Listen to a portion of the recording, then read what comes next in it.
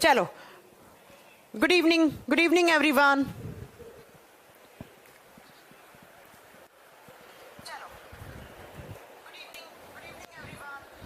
हाँ जी, good evening everyone. कैसे हैं आप सब लोग? कुमार सत्यम जी आ चुके हैं, निशांत सिंह जी आ चुके हैं, पंकज कुमार राणा, उमेश कुमार, सोहन कुमार, मुकुल कुमार, सूरज तिवारी, असलम खान, राहुल राठौड़, उसके बाद हैं विराट खान। कुमार सत्यम कह रहे बहुत नेट जा रहा है वीडियो देखने में। बेटा क्वालिटी ऑप्शन आ जाएगा, बस एक सप्ताह के अंदर अंदर आपका क्वालिटी ऑप्शन आ जाएगा। उसके बाद आपके जो इंटरनेट है वो बहुत कम लगेगा वीडियोस को देखने के लिए। चलो, अमित शर्मा जी बेटा गुड इवनिंग, और अनिल यादव जी बेटा good evening, Aslam Khan, Rahul, DS Rahul, और पीयूष कुमार, अक्षय कुमार, अनीश मोहम्मद।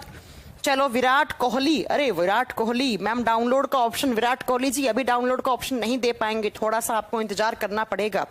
कर रही है हमारी टेक्निकल टीम काम। पंकज रमा कह रहे हैं मैम क्वालिटी चेंज नहीं होती है। देखो लाइव वीडियो में क्वालिटी चेंज होती है। यहां पर देखो राइट साइड में यहां पर एक लाइन बनी हुई आ रही है ऐसे, देखो अभी मेरे वीडियो में जब चल रहा है लाइव तो ऐसे लाइन बनी हुई आ रही ना, इस लाइन पे क्लिक करोगे तो यहाँ पर आपको लाइव क्लास में क्वालिटी ऑप्शन प्रोवाइड करवा दिया है हमने। देखिए जरा एक बार, जैसे ये मेरा फोन है, इस फोन में आपकी वीडियो चल रही है, ये देखो ऐसे, तो यहाँ पर ये जो आ रहा है ना राइट हैंड साइड में, तो यहाँ पर आपके क्वालिटी के ऑप्शन आ रहे हैं। देखो मेरे पास ये आ चुके हैं क्वालिटी के ऑप्शन। ऐसे ही आपके फोन में भी क्वालिटी के ऑप्शन आ रहे होंगे, लेकिन रिकॉर्डेड वीडियो में अभी क्वालिटी ऑप्शन नहीं आया है, आ जाएगा। ठीक है, बस रिकॉर्डेड वीडियोस में क्वालिटी ऑप्शन नहीं आ रहा है, यही तो छोटा सा देखो अभी लाइव में ले आए ना, ऐसे हमारी टेक्निकल टीम काम कर रही है बेटा। बहुत जल्दी आपका रिकॉर्डेड में भी आ जाएगा क्वालिटी ऑप्शन। थोड़ा सा क्वालिटी चेंज ऑप्शन आता है, लाइव में आता है बेटा, लाइव में आता है, और रिकॉर्डेड वीडियोस में नहीं आता है, तो उनमें भी आ जाएगा, बहुत जल्दी आ जाएगा। टीम काम कर रही है, टेक्निकल टीम, थोड़ा सा पेशेंस रखिए। मुझे आप लोगों को जितना आपको टेंशन है ना, उससे कहीं गुना मुझे टेंशन हो रही है कि बच्चे कैसे देख रहे होंगे जिनके घर में वाईफाई नहीं है। जिनको वाईफाई है उनको तो कोई प्रॉब्लम ही नहीं है, वो तो बढ़िया अपनी क्लासेस ले रहे होंगे, लेकिन जो मोबाइल के इंटरनेट डेटा से देख रहे होंगे उनके लिए थोड़ा सा प्रॉब्लमेटिक है चीज, लेकिन उसके लिए काम कर रही है टेक्निकल टीम। ठीक है, चलो उसके बाद कह रहे हैं लाइव वीडियो में है। हाँ रोहित राज बेटा लाइव वीडियो में है। मुन्ना माथुर साउंड आ चुकी है, रोहित राजकुमार सबको साउंड आ चुकी है। ठीक है, चलो मैम दूसरे फोन में एप्लीकेशन नहीं ओपन हो रहा है बेटा, एक बार में एक मोबाइल फोन में होगा, दूसरे में नहीं होगा। ठीक है, एक बार में एक मोबाइल फोन में देख पाओगे, ये थोड़ी ना है कि आप एक साथ 10-15 मोबाइल में देख लोगे, नहीं, वो प्राइवेसी, एक हर एक कंपनी की प्राइवेसी होती ना। चलो स्टार्ट करते हैं फिर आज की क्लास। ये बताओ स्टार्ट करें फिर अपना, क्या पढ़ रहे थे हम? ह्यूमन हार्ट के बारे में पढ़ रहे थे। और बेटा आप थोड़ा सा सिलेबस को हमें खींचना भी पड़ेगा। खींचने का मतलब है थोड़ा ज्यादा भी पढ़ाऊं तो बस एडजस्ट कर लेना, अगर मैं थोड़ा ज्यादा भी पढ़ाऊं ना तो एडजस्ट कर लेना, क्योंकि हम बहुत पीछे हैं। मानव हृदय के बारे में पढ़ रहे थे, ह्यूमन हार्ट के बारे में। और आज तो आपका फिजिक्स का क्लास भी हुआ है ना? हाँ आज तो फिजिक्स का क्लास भी हुआ है, कल नहीं होगा, परसों वापस होगा फिजिक्स का क्लास। ठीक है, चलो बेटा सबके कमेंट दिख रहे हैं, मुन्ना माथुर, माथुरी है जो भी आपका नाम है, दिख रहे हैं आपके। ठीक है मैम, लाइव बैचेस में समझ में नहीं आता तो उसको पीछे करके देख नहीं पाते हैं। लाइव क्लास में पीछे कैसे देख लोगे बेटा यार? लाइव क्लास में जो टीचर पढ़ा रहा है उसके हिसाब से पढ़ो ना।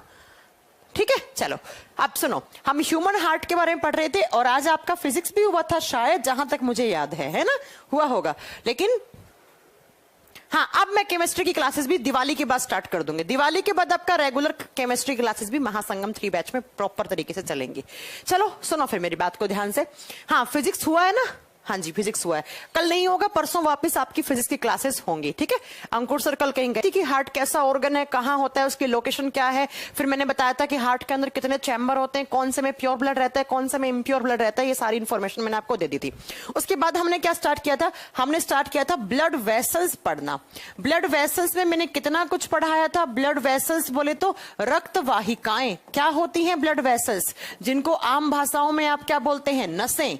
नसें बोलते हैं ना, नसों में खून दौड़ता है, लेकिन एक्चुअली वो नसें नहीं होती हैं, वो क्या होती हैं? आपकी ब्लड वेसल्स।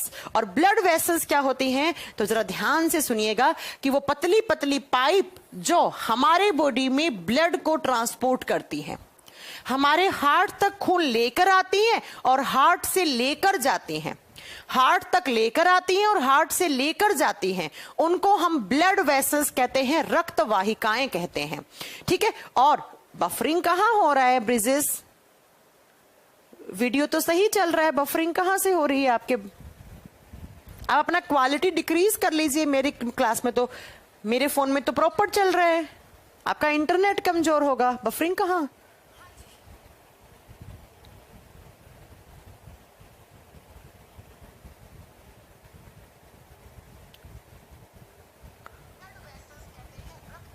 कहां पे अपने आप बंद हो रहा है? ओके, एक सेकेंड रुकिए, थोड़ा सा प्रॉब्लम है शायद, बीच बीच में से घूमकर ऑफ हो रहा है ना।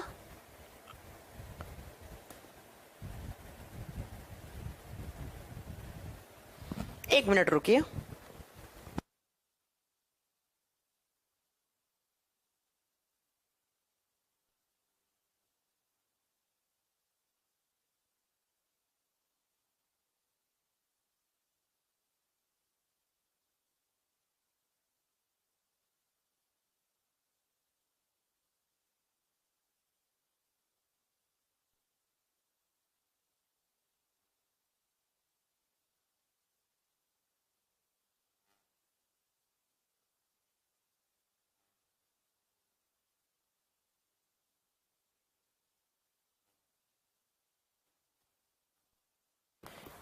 चलो अभी ठीक है, अभी ठीक करवा दिए मैंने, अभी ठीक चलेगी क्लास, कोई प्रॉब्लम नहीं होगा।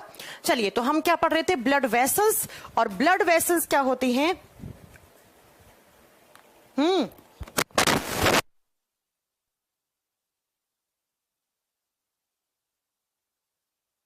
चलो सुनो, तो क्या है, अभी सही है ना, कोई प्रॉब्लम नहीं, मैंने ठीक करवा दिया है। शायद वो इंटरनेट ही, मेरा ही इंटरनेट खराब हो रहा होगा, इतना हो रहा होगा। चलो देखिए, ब्लड वेसल्स क्या होती हैं? वो पतली पतली पाइप्स जो हमारे हार्ट तक खून को लेकर आती हैं और हार्ट से लेकर जाती हैं, उन पाइप को हम क्या बोलते हैं? ब्लड वेसल्स बोलते हैं। फिर मैंने आपको क्या बताया था कि ब्लड वेसल्स 3 टाइप की होती हैं। कौन कौन सी होती हैं? जल्दी से रिवाइज कर लेते हैं, फिर आगे स्टार्ट करते हैं। 1 नंबर पे आती है आर्टरी। आर्टरी का मतलब होता है धमनी। मैंने कहा था ऐसी ब्लड वेसल्स जिनके अंदर ऑक्सीजन वाला ब्लड घूमता है, ऐसी ब्लड वेसल्स जिनके अंदर ऑक्सीजन का अमाउंट ज्यादा है। ब्लड वेसल्स है तो इसके अंदर क्या होगा? खून होगा। तो ऐसी ब्लड वेसल्स जिनके अंदर जो खून है, उस खून में ऑक्सीजन क्या हो? ज्यादा हो, उन्हें हम आर्टरी कहते हैं, उन्हें हम धमनियां कहते हैं। और दूसरा उसके बाद आती है वेन्स। वेन्स जिन्हें हम सिराएं कहते हैं। और सिराएं में कैसा ब्लड होता है? ऐसा ब्लड जिसके अंदर CO2 की मात्रा ज्यादा है, वो किस में रहता है? वेन्स में। और तीसरा आता है ब्लड कैपिलरीज, या आप अकेला कैपिलरीज लिख दो, कोई बड़ी बात नहीं है। ब्लड कैपिलरीज हिंदी में बोलेंगे रक्त केशिकाएं, रक्त केशिकाएं। और इनमें कैसा ब्लड रहता है? तो इनमें रहता है मिक्स्ड। क्यों रहता है? क्योंकि ये मैम एक आर्टरी को एक वेन से जोड़ने का काम करती हैं। ठीक है, ये एक धमनी को एक सिरा से जोड़ने का काम करती हैं।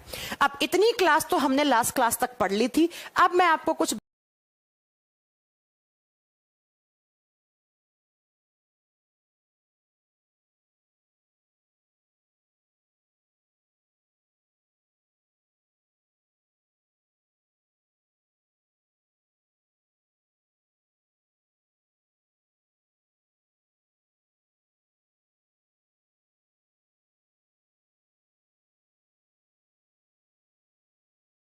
ब्लू कलर की होती है, नीले रंग की होती हैं। और ये जो ब्लड कैपिलरीज में जो ब्लड होता है, उसके अंदर खून होता है, उसका कलर कैसा होता है? रेड होता है, लाल होता है।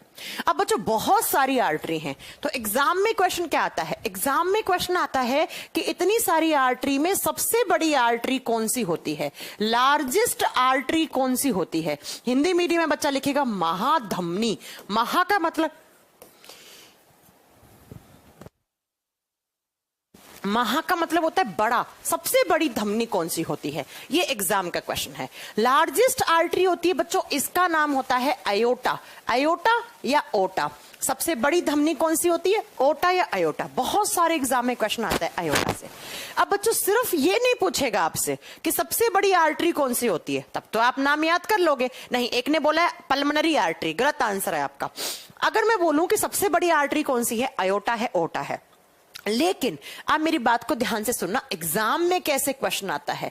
एग्जाम में क्वेश्चन आता है कि जो अयोटा है वो हमारे हार्ट के किस चैम्बर से जुड़ी हुई होती है। अब हार्ट में कितने चैम्बर हैं, ह्यूमन हार्ट में कितने चैम्बर होते हैं, 4 चैम्बर, पहले ही पढ़ा चुकी हूं। कौन कौन सा, इस चैम्बर को क्या बोलेंगे, इसे बोलेंगे लेफ्ट ओरिकल, इसे क्या बोलेंगे राइट ओरिकल, इसे क्या बोलेंगे राइट वेंट्रिकल। हिंदी मीडियम वाले बच्चों इंग्लिश में भी नाम याद कर लेना। और उसके बाद मैंने बताया था इधर कैसा ब्लड रहता है, CO2 वाला, इधर भी कैसा CO2 वाला, यहां कैसा ऑक्सीजन, यहां कैसा ऑक्सीजन वाला। अब बच्चों एक बात बताओ, एग्जाम में क्या क्वेश्चन आएगा कि सबसे बड़ी आर्टरी अयोटा है, वो हार्ट के किस चैम्बर से जुड़ी हुई होती है।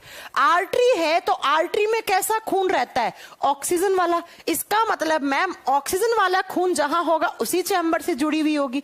अब ऑक्सीजन वाला खून या तो इस चैम्बर में है या इस चैम्बर में है, तो इन दोनों से किस चैम्बर से कनेक्टेड होती है, तो जो सबसे बड़ी आर्टरी है जिसे आप अयोटा बोलते हैं वो जुड़ी हुई होती है इससे। यहां से ऐसे एक बड़ा सा पाइप, बड़ी सी एक ब्लड वेसल निकलती है जिसका नाम होता है ओटा या अयोटा, और इसी को बोलते हैं लार्जेस्ट आर्टरी। तो इसके नीचे क्या लिख दोगे, it is connected with left ventricle. ये किससे जुड़ी हुई है, ये हमारे हार्ट के लेफ्ट वेंट्रिकल से जुड़ी हुई होती है, बाएं नीले से जुड़ी हुई होती है। और एक बात बताऊं आपको, जब कभी भी आप ब्लड का प्रेशर, बीपी चेक करवाने जाते हैं, है ना, बीपी चेक करवाने जाते हैं ना, तो बीपी जब चेक करवाने जाते हैं तो डॉक्टर बीपी वाली मशीन हमेशा लेफ्ट हैंड पे लगाता है। देखना आप राइट पे भी लगा सकता है, लेकिन generally doctor most of the time left hand पे लगाता है। क्यों लगाता है, क्योंकि लेफ्ट डायरेक्शन से ही आपके यहां से अयोटा निकलती है, और बीपी में इसी अयोटा के अंदर जो ब्लड है उस ब्लड का प्रेशर चेक किया जाता है। इसीलिए लेफ्ट हैंड पर आपका बीपी वाला मशीन आपको हमेशा यहां लगाया जाता है।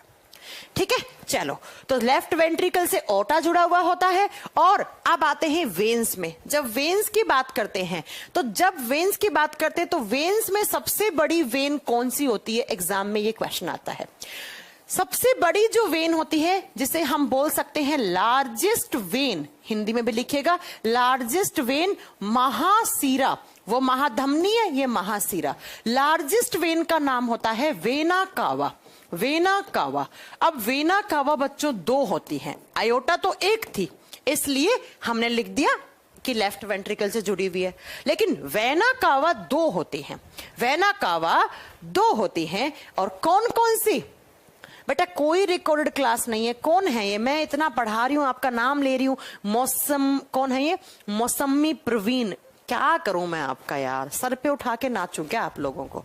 कितना लेट आते हो 20 मिनट क्लास में और आके आप बोल देते हो रिकॉर्डेड क्लास है, कैसे काम चलेगा। लार्जेस्ट वेन वेना कावा है, 2 वेना कावा होती है। एक होती है बच्चों सुपीरियर वेना कावा, एक होती है सुपीरियर वेना कावा, हिंदी में सेम नाम लिखना है आपको। दूसरी होती है इंफीरियर वेना कावा, superior vena cava, inferior vena कावा। तो अगर आपसे क्वेश्चन ने पूछा कि सबसे बड़ी वेन कौन सी है, तो ऑप्शन में मे भी आपको मिलेगा वेना कावा, तब तो हमारा आंसर क्या हो जाएगा, वेना कावा। लेकिन पूछे वेना कावा में बड़ा कौन सा है, तब आपको आंसर क्या देना पड़ेगा, ये जो इंफीरियर वेना कावा है। इंफीरियर का मतलब होता है लो लेवल, नीचे वाला। कभी आपने सुना है जो लोग ज्यादातर इंग्लिश टर्म यूज करते हैं वो लोग क्या बोलते हैं, मैं सुपीरियर हूं, तुम मेरे से इंफीरियर हो। इंफीरियर का मतलब है तुम मेरे से नीचे हो, तुम्हारा लेवल मेरे से नीचे है, चाहे वो पढ़ने लिखने का लेवल हो, किसी भी चीज का लेवल हो। तो मैं सुपीरियर हूं, मैं ऊपर हूं, तो ये ऊपर लगी हुई होती है, ये इसके नीचे लगी हुई होती है। इसलिए इन दोनों में ज्यादा कौन है, तब आप बताओगे इंफीरियर वेना कावा ज्यादा बड़ी होती है।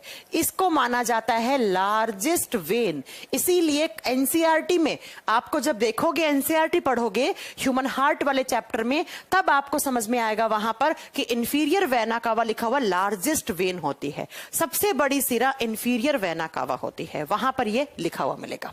अब अयोटा किससे जुड़ी हुई थी, लेफ्ट वेंट्रिकल से। ऐसे ही आपसे क्वेश्चन आएगा कि सुपीरियर वेना कावा या इंफीरियर वेना कावा या वेना कावा हार्ट के किस चैम्बर से जुड़ी हुई है। तो हमारा हार्ट कुछ इस तरीके से, और हार्ट के ये 4 चैम्बर, और जो ऊपर वाला ये वाला है, ये कौन सा है? ये है राइट ओरिकल, दायां आलिंद। इससे जुड़ी हुई होती है दोनों वेना कावा, एक ऐसे ऊपर जुड़ी हुई होगी, एक ऐसे नीचे जुड़ी हुई होगी। तो ऊपर वाली कौन सी होगी? सुपीरियर वेना कावा, क्योंकि ये ऊपर है, और ये जो इंफीरियर वेना कावा है ये नीचे की तरफ है, ये नीचे की तरफ है। तो ये दोनों किस चैम्बर से कनेक्टेड हैं? तो लिख दीजिएगा, या तो वेना कावा आए या सुपीरियर और inferior vena cava, they both are connected with right auricle. ये दोनों किस चैम्बर से जुड़ी हुई हैं? राइट ओरिकल से, दाएं आलिंद से जुड़ी हुई होती हैं। बताओ, एग्जाम में क्वेश्चन आ जाएगा, बता दोगे? दाएं आलिंद से जुड़ी हुई होती हैं। सबसे बड़ी ये और इधर सबसे बड़ी ये। हम आर्टरी वेन पढ़ रहे हैं। अब आप बोलोगे मैम कैपिलरी में बड़ा छोटा कौन होता है? कैपिलरी में बड़ा छोटा होता ही नहीं है, ये ऑलमोस्ट सारी इक्वल साइज की होती हैं, ये सारी की सारी इक्वल साइज की होती हैं। ठीक है, चलो आओ नेक्स्ट। अब अगला क्वेश्चन क्या है? अगले जो क्वेश्चन मैं आपको पढ़ाने वाली हूं ना, वो अपने दिमाग में अच्छे से बैठा लेना, क्योंकि हर एग्जाम में वहां से क्वेश्चन आते हैं। 2 क्वेश्चन बताऊंगी, दोनों क्वेश्चन अच्छे से नोट करना। क्या क्या? सुनिए, मैंने कहा आर्टरीज में हमेशा कैसा ब्लड रहता है? आप क्या कहोगे? प्योर ब्लड रहता है। लेकिन एक ऐसा आर्टरी होता है जिसमें हमेशा इम्प्योर ब्लड रहता है। हमारे बॉडी में एक ऐसी आर्टरी है, एक ऐसी धमनी है जिसमें हमेशा इम्प्योर ब्लड रहता है। और एग्जाम में आता है वो कौन सी आर्टरी है बताइए जरा, जिसमें हमेशा इम्प्योर ब्लड रहता है? तो लिखिएगा, एक क्वेश्चन बनाकर लिखना, ठीक है? इन विच आर्टरी, क्वेश्चन बना लो ताकि आपको याद रह जाए। इन विच artery always flow impure blood। अब बताओ कमेंट करके कि impure blood का मतलब क्या है। मैं इतने में हिंदी में लिखती हूँ, impure blood का मतलब क्या है? वह कौन सी धमनी है, वह कौन सी धमनी है जिसमें हमेशा अशुद्ध रक्त बहता है, हमेशा अशुद्ध इम्प्योर रक्त बहता है। चलिए बताइए, इम्प्योर का मतलब क्या है? वो ब्लड जिसमें कार्बन डाइऑक्साइड की मात्रा ज्यादा है, अकेला कार्बन डाइऑक्साइड नहीं, कार्बन डाइऑक्साइड ज्यादा है। और इसका आंसर क्या करना है? तो हमारे बॉडी में इकलौती ऐसी आर्टरी है जिसमें हमेशा इम्प्योर ब्लड रहता है, दैट इज पल्मनरी आर्टरी। कौन सी? Pulmonary artery. हिंदी में लिखोगे बच्चों फुफ्फुसीय धमनी। पल्मनो जो शब्द है ना, उसका मतलब होता है लंग्स, फेफड़े। साइंस में पल्मनो शब्द हमेशा हम किसके लिए? लंग्स के लिए, फेफड़ों के लिए काम में लेते हैं। तो इसे लिख दीजिएगा हिंदी में फुफ्फुसीय धमनी। फुफ्फुसीय धमनी ऐसी धमनी है जिसमें हमेशा इम्प्योर ब्लड रहता है। अब आपको एक नाम तो समझ में आ गया होगा कि मैम जब पल्मनो शब्द का मतलब लंग्स है, इसका मतलब इसका एक किनारा,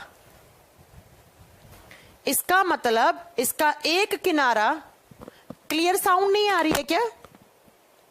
क्लियर है साउंड? हाँ, किरकिर हो रहा है साउंड में।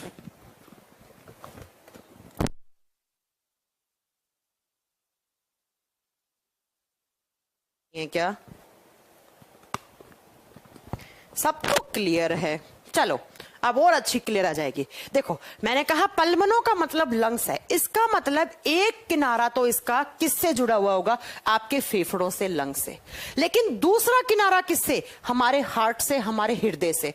अब एग्जाम में क्वेश्चन आता है पल्मनरी आर्टरी हार्ट के किस चैम्बर से जुड़ी हुई होती है? अब ये बताओ, इसमें कैसा ब्लड है, प्योर या इम्प्योर? इसमें इम्प्योर ब्लड है। और इम्प्योर हमारे हार्ट की किस डायरेक्शन में रहता है? राइट डायरेक्शन में रहता है। अब राइट से हमने इस ऊपर वाले से तो सुपीरियर और इंफीरियर वेना कावा को जोड़ दिया, तो बचा कौन सा? ये वाला। ये कौन सा है? राइट वेंट्रिकल, बायां निलय। और इससे ऐसे एक आर्टरी निकलती है जो हमारे हार्ट से खून को ऐसे लेकर जाती है, और किसके पास लेकर जाती है? लंग्स, फेफड़ों के पास लेकर जाती है। तो क्या लिखोगे कि पल्मोनरी आर्टरी हमारे हार्ट के किस चैम्बर से जुड़ी हुई है? It is connected with right ventricle. यह दाएं नीले के साथ जुड़ी हुई होती है। किसके साथ? दाएं नीले के साथ ये जुड़ी हुई है। इकलौती ऐसी आर्टरी है जिसमें हमेशा इंप्योर ब्लड रहता है। क्यों रहता है? क्योंकि ये राइट डायरेक्शन से निकलती है और राइट में हमेशा इंप्योर होता है, इसलिए बेचारी में इंप्योर रहता है। तो इसका एक किनारा राइट वेंट्रिकल से और एक किनारा ऐसे लंबा सा पाइप है जो फेफड़ों के पास खून को लेकर जा रही है। अब दूसरा क्वेश्चन लिखेंगे। सेम ऐसा ही क्वेश्चन बनेगा किसके लिए? वेन के लिए। दूसरा क्वेश्चन आता है कि in which vein always flow pure blood. Generally हमारे बॉडी में जो आपकी वेन्स हैं उसमें हमेशा प्योर ब्लड रहता है, लेकिन in which vein always flow pure blood. किस सिरा में हमेशा शुद्ध रुधिर बहता है?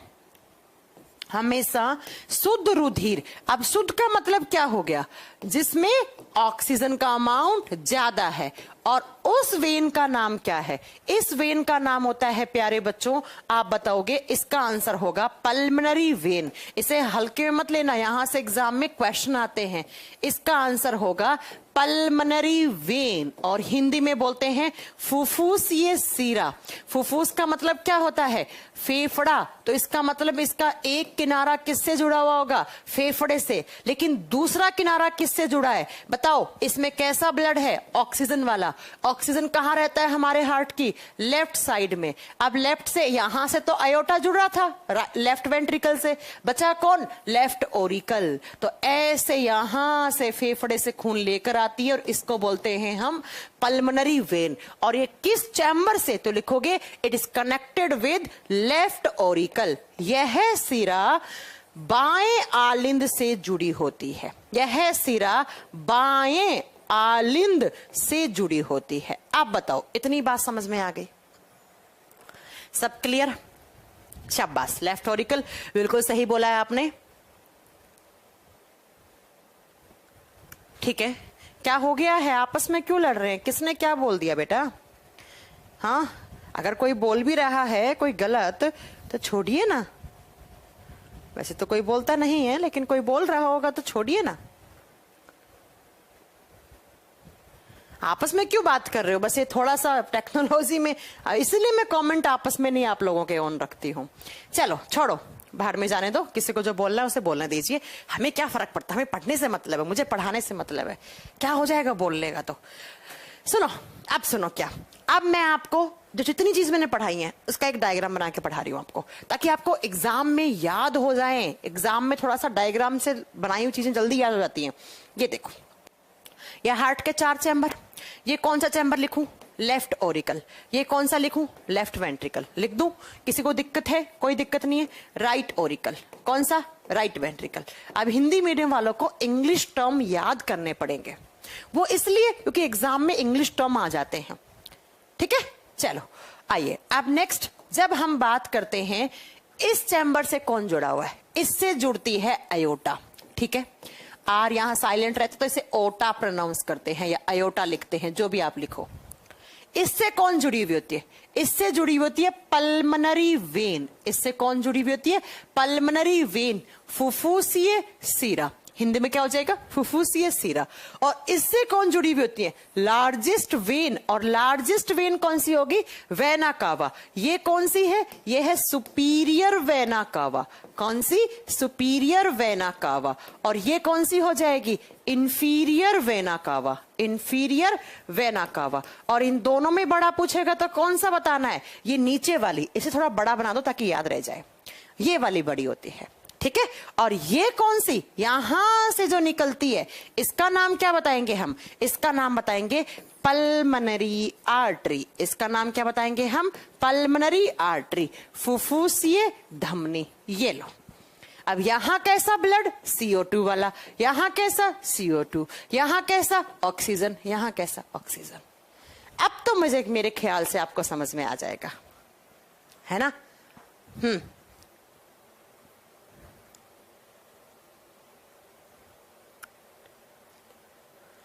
ठीक है, चलो बता दोगे? ये क्वेश्चन आया, आंसर क्या करोगे? सुपीरियर इंफीरियर वेना कावा में कैसा खून है? इम्प्योर। कहां जुड़ी हुई है? Right auricle. नेक्स्ट आपसे पूछे पल्मोनरी आर्टरी में कैसा खून है? इम्प्योर। किस चैम्बर से? Right ventricle. उसके बाद अगला पूछे आपसे कि अयोटा किस चैम्बर से है? Left ventricle. पल्मोनरी वेन किस चैम्बर से है? Left auricle. ये लो खत्म, ये इतनी चीज खत्म। अब मैं आपको दो बातें और बता रही हूं, थोड़ा सा लेवल ऊपर चल के, आप जरा गौर से सुनिएगा। एक है आर्टरी, आर्टरी, एक है वेन, धमनी, सिरा। जब हम बात करते हैं आर्टरी की, तो आर्टरी की ये जो दीवारें होती है ना, इस पाइप की ये जो दीवार है, ये दीवार होती है बेटा थिक। इसकी जो ये वॉल्स होती है ना, दीवारें, ये दीवारें होती हैं थिक। थिक का मतलब होता है मोटी होती है। इसकी दीवारों की मोटाई ज्यादा होती है। मोटाई क्या होती है? ज्यादा होती है। और जो वेन होती हैं, उसकी जो दीवारें हैं वो होती हैं थिन। और थिन का मतलब होता है पतली होती है। थिन का मतलब क्या होता है? पतली होती है। तो यहां से एक बहुत अच्छा क्वेश्चन बनता है। क्या क्वेश्चन बनता है वो सुनिए जरा। क्या क्वेश्चन बनता है? एग्जाम में क्वेश्चन आता है कि इन दोनों में से, आर्टरी और वेन में, जो खून बह रहा है, दोनों में खून होगा, क्योंकि भाई खून वाली पाइप है, तो ऐसे ऐसे खून आ रहा है, ऐसे ऐसे खून आ रहा है। तो एग्जाम में क्या क्वेश्चन बनता है? पीसीएस वगैरह का एग्जाम में अक्सर एक क्वेश्चन पूछा हुआ है। क्या क्वेश्चन पूछता है कि इन दोनों में से कौन सी ब्लड वेसल है जिसमें ब्लड का प्रेशर जनरली हाई रहता है? वो कौन सी ब्लड वेसल्स है जिनके अंदर खून का प्रेशर जनरली हाई रहता है? अब एक बात बताओ, जब इसकी दीवार पतली है तो आराम से, आसानी से ऐसे खून जा रहा होगा, तो इसके ब्लड का प्रेशर हमेशा क्या होगा? लो होगा। इसके अंदर जो खून जा रहा होगा उसका दाब हमेशा कम होगा। जबकि आर्टरी की जो दीवारें वो मोटी हैं, इतना सरफेस एरिया तो इसकी दीवार घेर रखी है, तो यहां से जो खून जाएगा उस खून का प्रेशर हमेशा हाई रहता है। उस खून का प्रेशर हमेशा क्या रहता है? हाई रहता है, ज्यादा रहता है बच्चों। और यही कारण होता है कि जब आप बीपी चेक करवाते हो, बीपी बोले तो ब्लड का प्रेशर चेक करवाते हो, अपना रक्तचाप चेक करवाते हो, तो बीपी में हम किस ब्लड का प्रेशर चेक करते हैं? आर्टरी के अंदर। वेन में तो वैसे ही ठीक है, वेन की दीवारें तो पतली हैं, तो बहुत बढ़िया से खून जा रहा है, इसमें ब्लड का प्रेशर ज्यादा नहीं होता है। तो जब कभी भी आपकी जो वो मशीन लगती है ना आपकी यहां, तो हमेशा वो मशीन आर्टरीज के अंदर जो ब्लड घूम रहा है, जो ब्लड क्या हो रहा है, आपका फ्लो हो रहा है, उस ब्लड का प्रेशर चेक किया जाता है। आज शायद आपको पता लग गया होगा कि सिर्फ आर्टरीज का ब्लड प्रेशर ही क्यों चेक किया था, क्योंकि आर्टरीज की जो दीवारें हैं वो दीवारें होती हैं मोटी, तो ब्लड को यहां से जो फ्लो होने के लिए थोड़ा सा क्या नहीं मिल पाता है, आप बताओगे? जगह कम मिल पाती है। तो जनरली इनमें ब्लड का प्रेशर क्या रहता है? हाई रहता है, क्योंकि इसकी जो रेडियस है ना वो क्या होती है? कम होती है।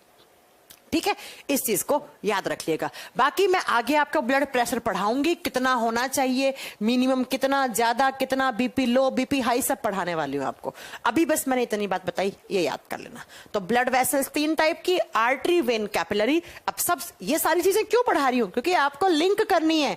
जो कल क्लास पढ़ाऊंगी ना, वो अगर आज की क्लास नहीं समझोगे, नहीं सुनोगे ध्यान से, आपस में बातें करोगे, तो कल वाली क्लास बिल्कुल भी समझ में नहीं आएगी, आपको बिल्कुल भी समझ में नहीं आएगी। कल ये सारी चीजें मालूम चलेंगी मैम क्यों पढ़ा रही हैं इनको। ठीक है, चलो अब चलते हैं नेक्स्ट। अगला, छोटे छोटे चैप्टर हैं इस चैप्टर के अंदर। अगला क्या? हमारे हार्ट के अंदर होते हैं valve, heart valve. Heart valve का मतलब होता है हृदय में कपाट, और कपाट का मतलब होता है, प्यारे बच्चों, कपाट एक संस्कृत टर्म है, इसका मतलब होता है दरवाजा। जब कोई आया तो दरवाजा खुल गया, जब कोई नहीं आया तो दरवाजा बंद हो गया।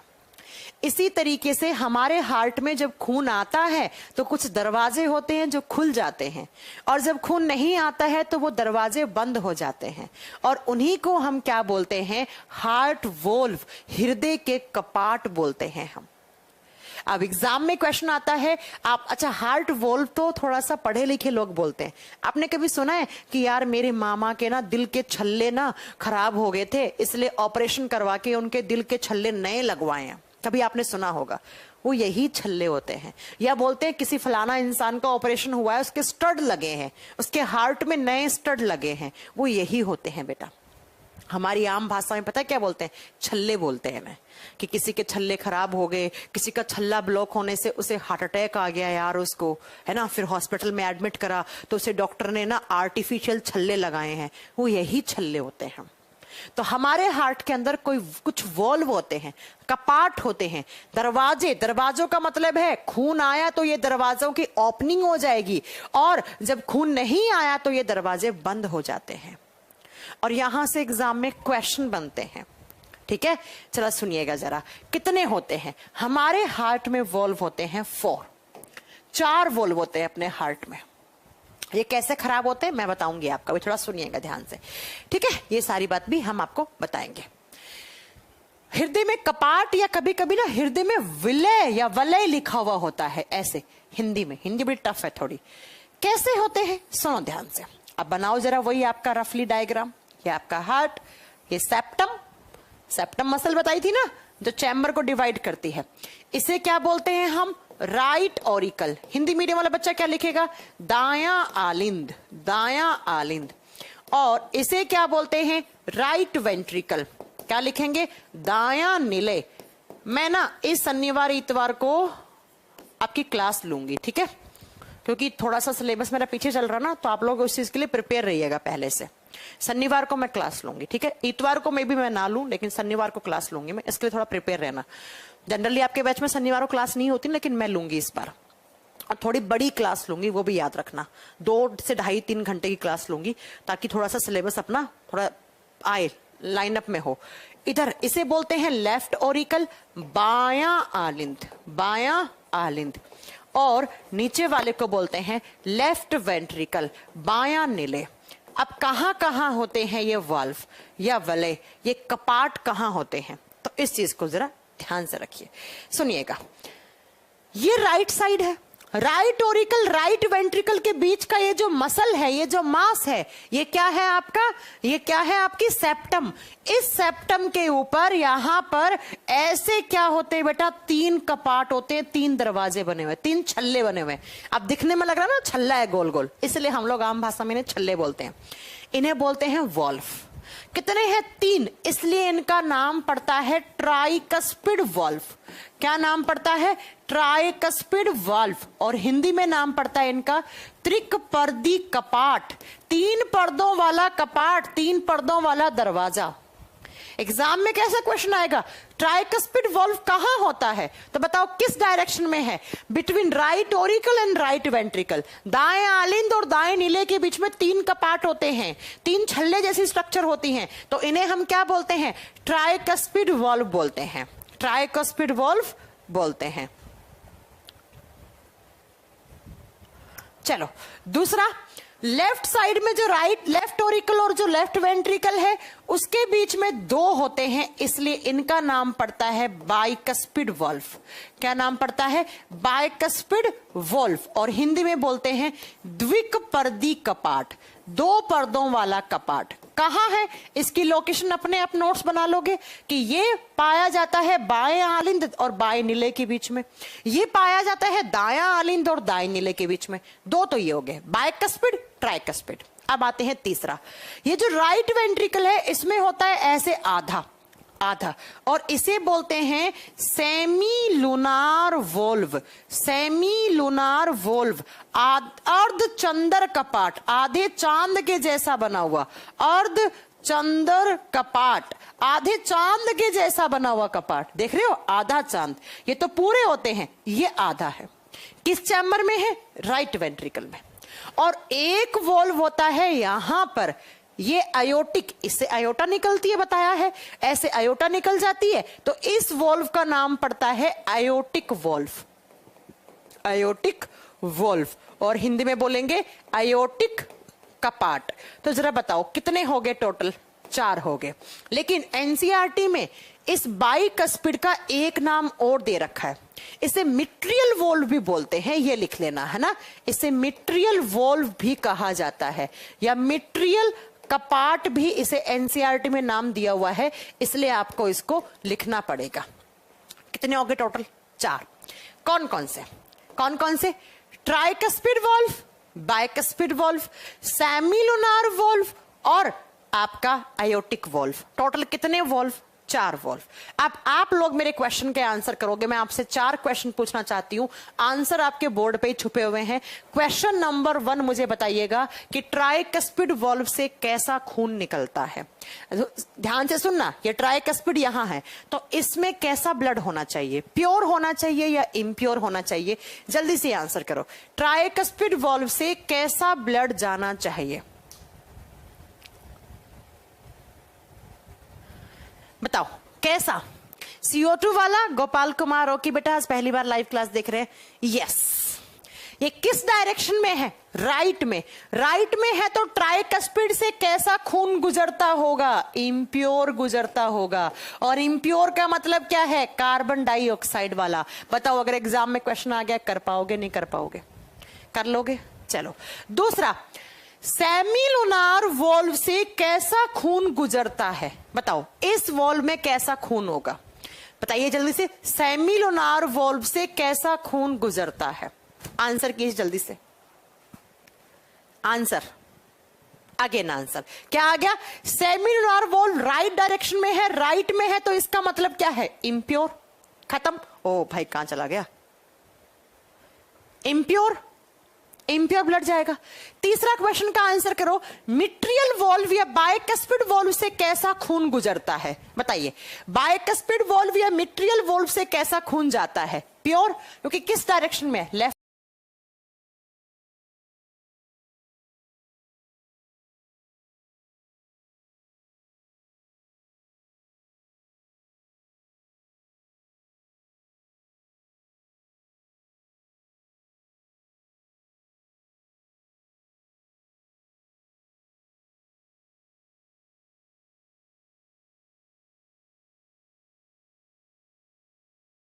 सुन लीजिएगा ध्यान से।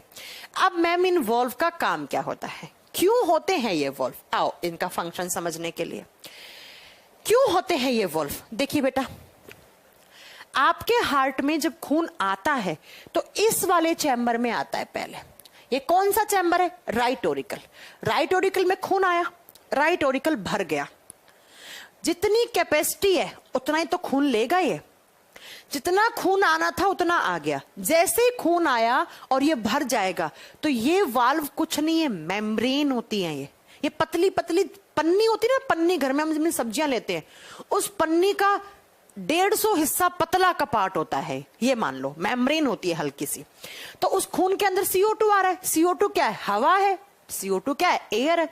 इस एयर से ये वाले जो वाल्व हैं इसकी मेम्ब्रेन की ओपनिंग हो जाएगी। ये वाल्व ऐसे खुल जाएंगे, ऐसे। इनकी मेम्ब्रेन ऐसे लगी हुई थी, ऑक्सीजन और CO2 आ रहा है, हवा है, हवा से ऐसी हो जाती है, ऐसी होती है। सारा का सारा खून इस वाल्व से होता हुआ यहां आ जाएगा। ये कौन सा चैम्बर है आप बताओगे बेटा? राइट वेंट्रिकल है, यहां आ गया। अब इसमें जितना खून आना था उतना आ गया। अगर ज्यादा आएगा, 1 किलो की थैली में अगर आप 1.5 लीटर पानी डालोगे तो वो थैली फट जाएगी। तो अगर इसमें आपने ज्यादा खून दे दिया इस चैम्बर में तो ये चैम्बर फट जाएगा। तो जितना खून आना था, इसकी जितनी क्षमता है उतना खून आ गया। बाद में ये वॉल्व यहां से क्लोज हो जाते हैं, बंद हो जाते हैं। तो यहां पर क्या काम हुआ? इन वॉल्व का काम हुआ ब्लड को डायरेक्शन देने का। भाई साहब यहां खून था तो अगर ये खुलते नहीं तो क्या खून नीचे की तरफ आता? नहीं आता। तो हमारे हार्ट में जो खून आता है उस खून को डायरेक्शन, उसे दिशा प्रदान करने का काम कौन करते हैं? वॉल्व। एग्जाम का क्वेश्चन कि सर्कुलेटरी सिस्टम में या ह्यूमन हार्ट में ब्लड को डायरेक्शन कौन देता है? कौन देता है? वॉल्व। अगर ये खुलते नहीं तो क्या खून नीचे की तरफ आता? नहीं। और दूसरा, जब ये बंद हो गया तो खून वापस भी तो ऊपर नहीं जाएगा, वापस भी तो ऊपर बैक फ्लो तो नहीं होगा। और अगर बैक फ्लो हो गया खून का, समझ लो कहानी खत्म है, मर जाओगे आप। तो दूसरा काम क्या होता है? ब्लड को बैक फ्लो होने से रोकते हैं। बैक फ्लो का मतलब है कि वापस ऊपर की तरफ जाने से बंद करते हैं। हार्ट में हमेशा खून ऐसे आता है। जिस दिन ऐसे गया ना, समझ लेना मरने वाले हो या मर चुके हो आप। तो अगर ये वॉल्व बंद नहीं होते तो क्या पता ऊपर की तरफ ऐसे खून निकल जाता। तो खून को डायरेक्शन देना और खून को वापस विपरीत दिशा में जाने से, बैकफ्लो होने से कौन रोकते हैं? वॉल्व रोकते हैं। ये दो काम। ऐसे ही बच्चा इधर देख लो, ऐसे ही इधर देख लो कि यहां से क्या होता है, यहां से ऐसे आपका खून आया बहुत सारा और ये बाइकस्पिड वॉल्व खुल गया।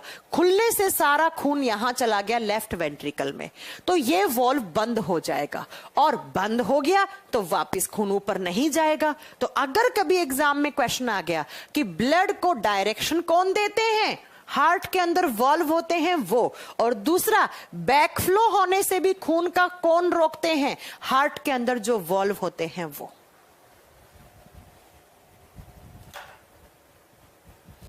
ठीक है, तो हार्ट के अंदर ब्लड को वापस विपरीत दिशा में जाने से रोकने वाले वॉल्व, और ये कब खराब होते हैं वो सुनिए, बताते हैं।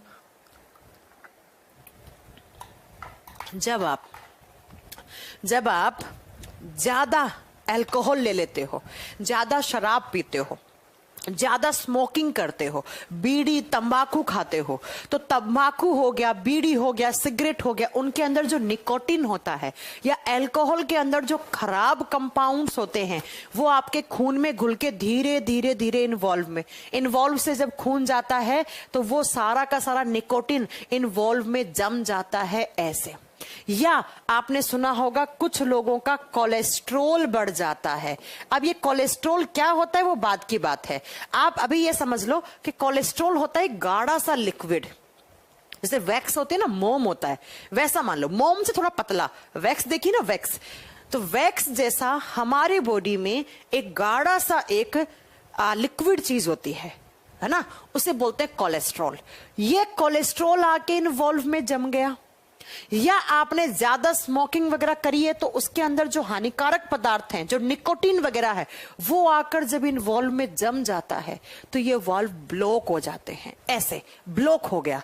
अब आप बच्चों सोचो, जब ये वॉल्व ब्लॉक हो गया तो ऊपर का खून नीचे नहीं आएगा और नीचे से बाहर नहीं जाएगा फेफड़ों के पास, और यहां पर अगर ये जम गए तो इधर तो प्योर ब्लड है ना, ऑक्सीजन वाला है, तो हमारे बॉडी में ऑक्सीजन का ट्रांसपोर्टेशन रुक जाएगा। तो अगर किसी इंसान के ये वॉल्व ब्लॉक हो जाते हैं या ये खराब हो जाते हैं, खराब का मतलब खुले ही नहीं बेचारे, कभी परमानेंट बंद हो गए उसके, तो उस इंसान को आता है हार्ट अटैक। वैसे उस हार्ट अटैक को नाम क्या दिया जाता है? उसे नाम दिया जाता है कार्डियक अरेस्ट, उसे नाम दिया जाता है कार्डियक अरेस्ट। आपने ये केस सुना होगा श्रीदेवी के केस में कि श्रीदेवी को कार्डियक अरेस्ट आया था। जनरली जो बॉलीवुड इंडस्ट्री के लोग होते हैं उन्हें हार्ट अटैक नहीं आते, उन्हें कार्डियक अरेस्ट आते हैं। क्यों? क्योंकि वो लोग एक तो बहुत अल्कोहल लेते हैं, ड्रग्स लेते हैं, और ये अपना ये स्मोकिंग वगैरह करते रहते हैं, और साथ में वो लोग अपना फिजिक, अपना बॉडी अच्छा रखने के लिए वो खाते हैं बाहर से आर्टिफिशियल प्रोटीन, और वही प्रोटीन आके उनके बॉडी में कोलेस्ट्रोल जमाता है। अभी सिद्धार्थ शुक्ला को हार्ट अटैक आया था, वो यही हार्ट अटैक था, कार्डियक अरेस्ट था उनको, क्योंकि उन्होंने अपना फिजिक बनाने के लिए जिम में वो इतना प्रोटीन लेते थे आर्टिफिशियल, और उसी प्रोटीन को लेने से उनका कोलेस्ट्रोल का लेवल हाई हो गया था। इतना कोलेस्ट्रॉल जम जाता है कि धीरे धीरे ये वॉल्व जो है वो क्या हो जाते हैं? ब्लॉक हो जाते हैं, और जब वॉल्व ब्लॉक हो जाते हैं तो उस इंसान का हार्ट फेल हो जाता है, उसका हार्ट क्या हो जाता है? फेल हो जाता है। तो अगर मान लो एक वॉल्व ब्लॉक हुआ, तब तो भाई धीरे से आपको हल्का फुल्का आपको अटैक सा पड़ा, आपके चेस्ट में पेन सा हुआ, आपको डॉक्टर के पास ले गए तो डॉक्टर ने कह दिया कि भाई आपका तो ना कोलेस्ट्रॉल बढ़ा हुआ है, या आप ज्यादा स्मोकिंग करते हैं, सिगरेट तंबाकू या कुछ भी आप लेते हैं, उनसे आपका हार्ट का एक वॉल्व ब्लॉक हो गया, तो हम एक सर्जरी करेंगे, ये जो खराब हो गया वॉल्व ये तो फेंक देंगे, और एक कुछ आर्टिफिशियल वॉल्व होते हैं उनके पास, आर्टिफिशियल मसल्स होती हैं बनाई हुई, वो एज इट इज इसको निकाल के फेंक दिया और यहां पर ऐसे सेट कर दिया। तो हम बोलते हैं कि फलाना इंसान ने अपने हार्ट में छल्ले लगवाए हैं। अरे यार छल्ले लग गया, उसको तो पहला अटैक पड़ गया है, अब दूसरा कभी भी पड़ सकता है, पहला छल्ला खराब हो गया है, डॉक्टर कह रहा है अगर ऐसे ही रहा, ऐसे दारू पीता रहा, ऐसे सिगरेट पीता रहा तो 1-1.5 साल में दूसरा छल्ला भी खराब हो जाएगा यार, ऐसा। तो अगर 1-2 खराब हुए हैं तब तो ये सर्जरी पॉसिबल है, लेकिन मान लो इधर वाले दोनों ही ब्लॉक हो गए, इधर तो भाई CO2 वाला ब्लड था, इधर तो ऑक्सीजन वाला ब्लड है, और बिना ऑक्सीजन के आप सरवाइव थोड़ी कर सकते हैं। तो अगर इधर के दोनों ही एक साथ ब्लॉक हो गए तो आप समझ रहे हैं क्या होगा? कुछ नहीं होगा, आपके बॉडी के अंदर ऑक्सीजन का ट्रांसपोर्टेशन खत्म, नीले पड़ोगे और भगवान को प्यारे हो जाओगे।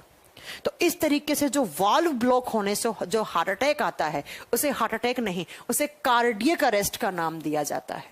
और जनरली ये इंसान को आता है कोलेस्ट्रॉल लेवल बढ़ने से, आपका लाइफ साइकिल खराब होने से, खा रहे हो बढ़िया तेल घी के पराठे बना के खा रहे हो, पड़ रहे हो बेड के ऊपर, एक्सरसाइज नहीं कर रहे हो, उस तेल घी को बर्न नहीं करवा रहे हो, वो तेल घी सीधा कोलेस्ट्रॉल लेवल बढ़ा रहा है, और फिर आगे चलकर ये होगा। और आजकल 5-5 साल के बच्चों को हार्ट अटैक आ रहा है इंडिया में। हर 1 मिनट में एक हार्ट अटैक, हार्ट की बीमारी से इंसान की डेथ हो रही है इंडिया में। मैंने अभी द हिंदू में आर्टिकल पढ़ा था, जिस दिन हार्ट डे था ना थोड़े दिन पहले, तब मैंने पढ़ा था कि अगर 3 मौतें होती हैं एक दिन में तो एक हार्ट की बीमारियों से जरूर होगी, पक्का होगी। इसलिए अपने हार्ट को हेल्दी रखें।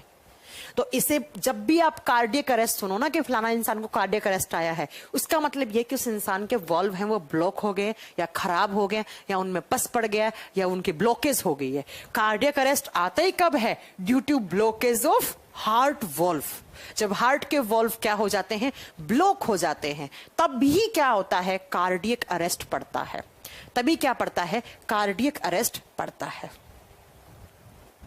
ठीक है, अब ये वॉल्व क्यों पढ़ाए मैंने, तो ये आपको कल की क्लास में बहुत अच्छे से समझ में आएगा। इतनी बात तो समझ में आ गई। हार्ट अटैक आने के रीजन बहुत सारे हो सकते हैं, लेकिन कार्डियक अरेस्ट आने का रीजन सिर्फ यही है। कार्डियक अरेस्ट आने का सिर्फ यही रीजन है। क्या क्लास रुक गई है?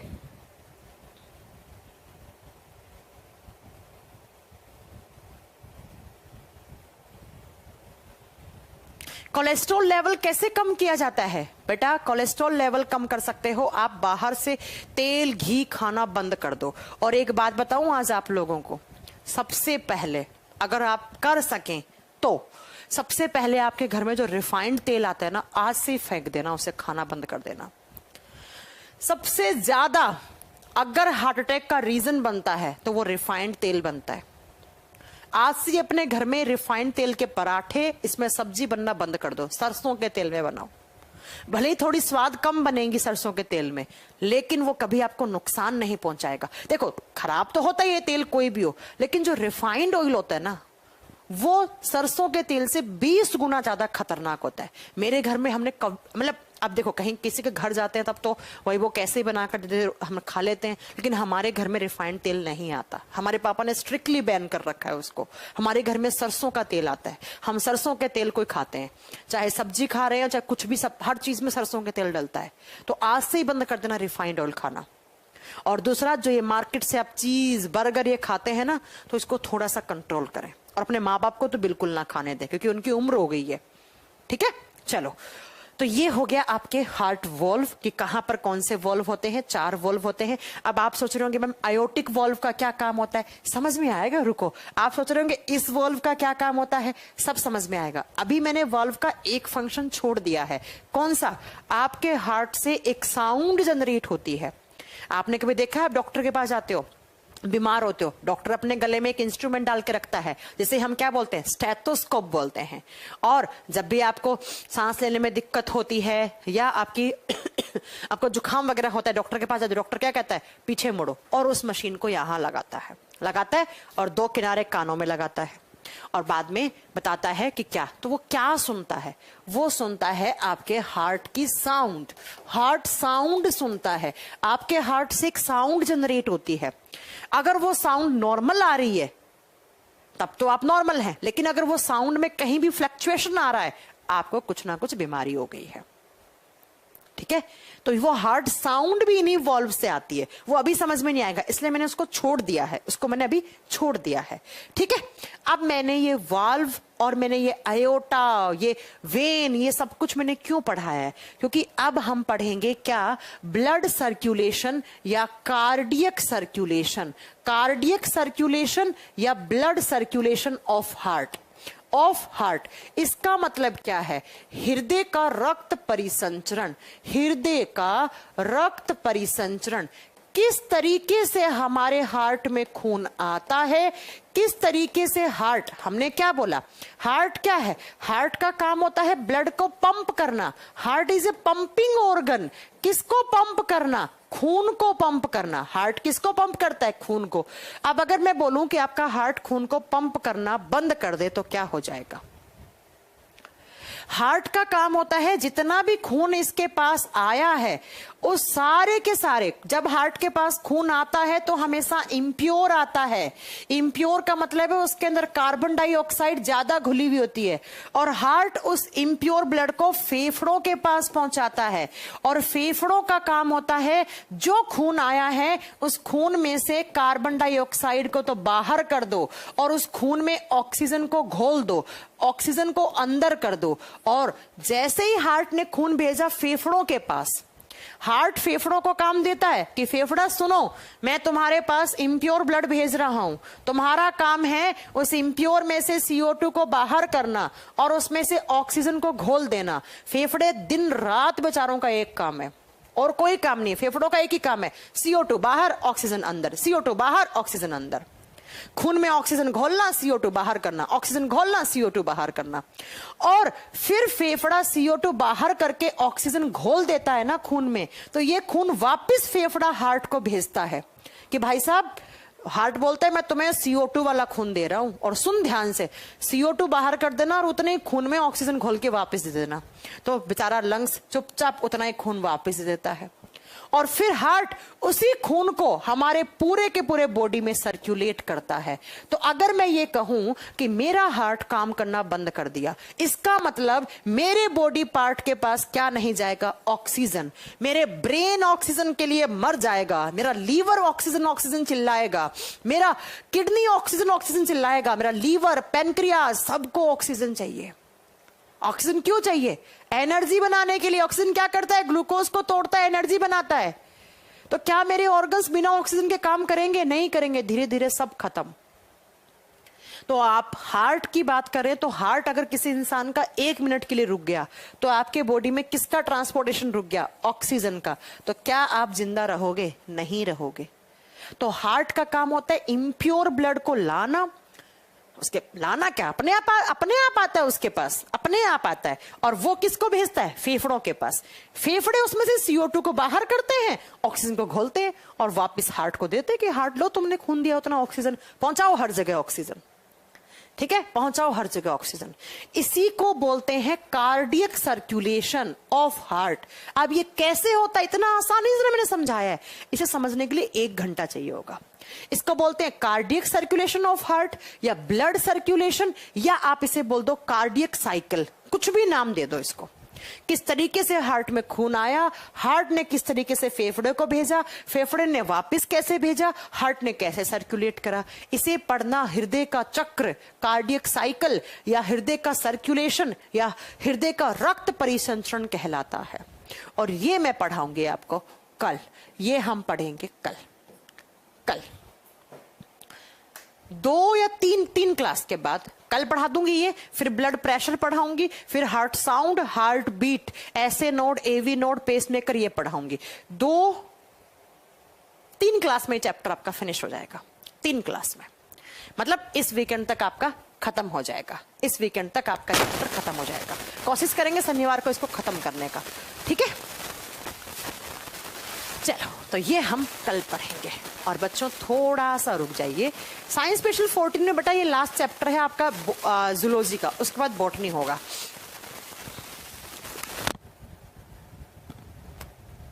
कौन सा ऑयल खाएं बेटा, सरसों का तेल। रिफाइंड तेल आज से बंद कर देना खाना, मेरी बात मान लेना, जिंदगी में अच्छे रहोगे, ठीक है। चलिए, बाकी और भी बहुत सारी ट्रिक बताऊंगी अपने हार्ट को हेल्दी रखने के, बताती हूँ, धीरे धीरे बताऊंगी, आने दो आगे। 3 क्लास के बाद ये चैप्टर आपका फिनिश हो जाएगा, कंप्लीट तरीके से सर्कुलेटरी सिस्टम खत्म हो जाएगा। चलिए, आज के लिए इतना बहुत है, thank you very much, bye bye, take care. जो पिछली क्लास का पढ़ाया था वो सब अभी काम आने वाला है, जो लास्ट क्लास में पढ़ाया था वो आज की क्लास में पूरा आपको काम आने वाला है। सारा का सारा आज आपको मालूम चलेगा कि हमने पिछली क्लास में कैसे क्या पढ़ा था, वो सुनिए।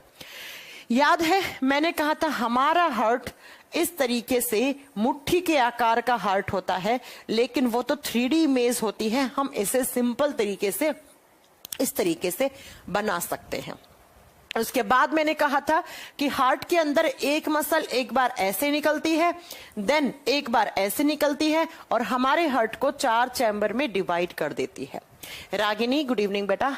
अब इधर वाले चैम्बर को क्या बोलते हैं? ये होता है राइट ओरिकल, दायां आलिंद। ये सब पढ़ाया हुआ आज की क्लास में आपको काम आने वाला है। इसे बोलते हैं दायां आलिंद। और बच्चों बहुत क्वेश्चन बनते हैं इस चैप्टर से। इसे कहते हैं राइट वेंट्रिकल, दायां निलय, दायां निलय। ये हो गया right Oracle and right ventricle. इधर वाले को क्या नाम दूं मैं? इधर वाले को नाम देंगे हम लेफ्ट ओरिकल, बायां निलय, बायां आलिंद। ऊपर वाला है ना तो आलिंद होगा, आलिंद, बायां आलिंद। और ये क्या हो जाएगा? लेफ्ट वेंट्रिकल, बायां निलय।